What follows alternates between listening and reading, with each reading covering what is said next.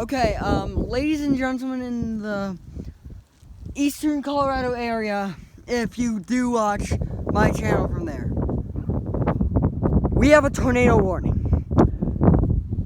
The funnel looks to be heading north at around 30 miles per hour, I would say. I got the emergency alert. So it started out over there and it's moving towards, it looks to be moving towards more north, so northern Elbert County.